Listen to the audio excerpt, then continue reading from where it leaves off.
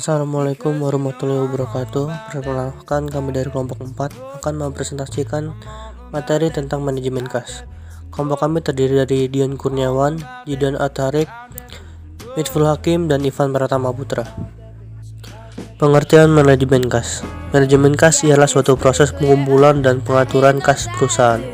Manajemen kas akan berhasil jika menghindari lilitan hutang, meningkatkan tingkat pengumpulan kas, memilih investasi jangka pendek yang sesuai, dan terakhir menambah jumlah kas pada perusahaan untuk meningkatkan posisi kas dan profit perusahaan.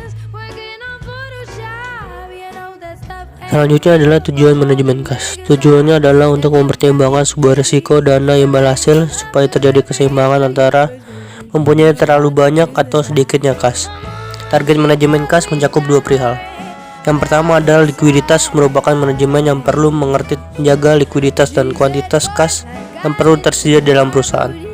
Kedua adalah earning. Earning yaitu setiap pengeluaran perusahaan perlu bertujuan untuk mendapatkan hasil yang lebih besar dibandingkan dengan kas yang dikeluarkan. Sumber manajemen kas. Dalam pengaturan kas terdapat beragam sumber arus kas yang dipunyai perusahaan. Di antaranya yaitu sebagai berikut. Pertama adalah hasil transaksi perdagangan termasuk piutang. Kedua, penjualan aktiva. Ketiga, tanda bukti terhadap hutang seperti wesel, obligasi maupun hutang bank. Keempat, adanya tambahan modal dari pemilik perusahaan. 5, perolehan kas dari bagian saham, pembayaran sewa, dia ataupun pajak periode sebelumnya. Keenam, pendapatan dari luar usaha seperti bunga. Baik, saya Dion Kurniawan akan memaparkan beberapa aspek manajemen kas.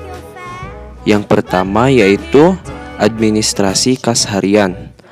Administrasi kas harian yaitu sebuah teratur administrasi, penerimaan, dan pengeluaran kas serta saldo kas akhir agar sanggup disiapkan laporan kas yang baru yang sanggup menambahkan informasi mengenai struktur penerimaan, pengeluaran, dan saldo akhir kas sementara yang diperlukan. Yang kedua yaitu budget kas.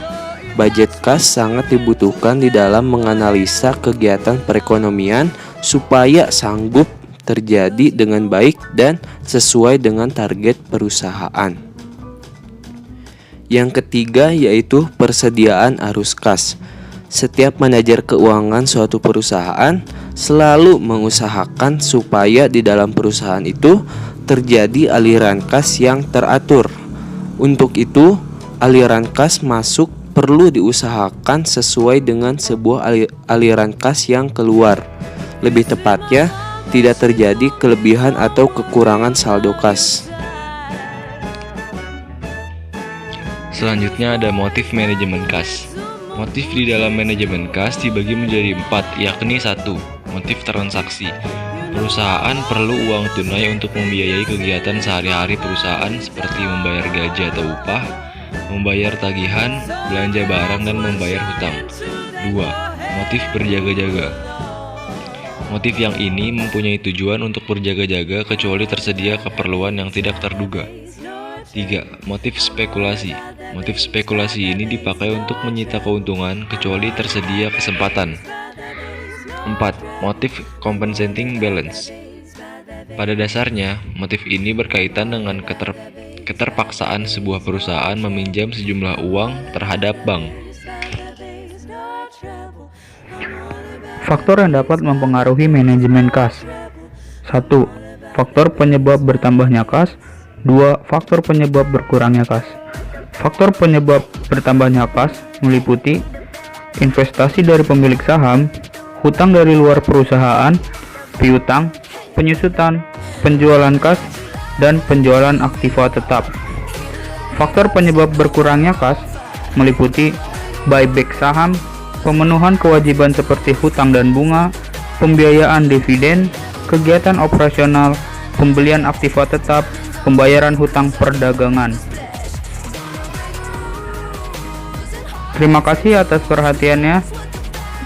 Kurang lebihnya mohon maaf. Wassalamualaikum warahmatullahi wabarakatuh.